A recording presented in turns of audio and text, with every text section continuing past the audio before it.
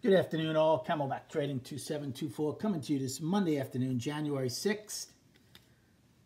We're looking at the market profile of the SPY ETF, and boy, oh boy, the bulls just keep doing it. And I got caught up in it. I said I don't want to be biased. I said I think there was complacency setting in, but I did say I would trade market-generated information, and I did not. And I have a very, very poor day. And I have a pretty sizable position going home. I mean, I have to a week from Friday, but still not something I like to do. We opened again on a gap, small, and drove straight up. I didn't do anything in that time frame, but I did get myself in trouble. We had lower value. Value ended unchanged on the day, but value was totally lower on the day. So I thought it was a little different than Friday, when by the time A period finished, value was already overlapping a lower. We had pulled it up. This wasn't pulled up at all. In fact, I wasn't pulled up till later in the afternoon. So I started taking some put plays. We did have single prints. Now, the ES doesn't have one set of single prints. The SPY is three. They're very small, but we have three sets of single prints. We have a price probe again. And I would have used the price spike over here, but since the single print gets filled there, it's basically the same thing, so I won't use it. We drive again. We traded sideways. We got to 6 wide. I was actually comfortable. I didn't really need this to come in much. Shame on me. Should have taken it off and reassessed. But the way we traded sideways made me believe that we were going to have a P shape. Right? Even with that single print, I don't care. I didn't need that single print to fill at that time. Then they ran it up HIJ. I kept adding to the position, kept taking it off. So I was managing it. But after J period, that was it. Again, J, I was looking for it to come down. Didn't need much. Didn't get it. And then they ripped. So we'll see what transpires tomorrow morning.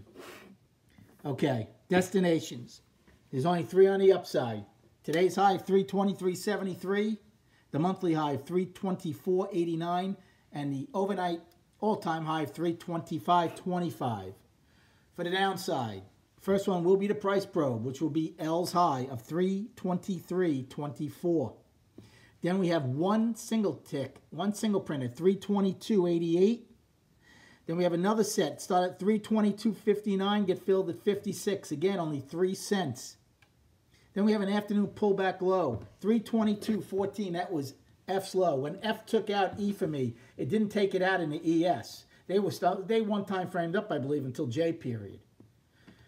I was worried this might become an afternoon pullback low. But with the P shape and everything, I was like, okay, let's see and it did turn out to be the afternoon pullback low. So 322.14. Then we have the other single print, the third set. That's the one that the ES has. That's the biggest one. And again, it's only 13 cents. Starts at 321.88, gets filled at 75. And then we have today's low of 320.36.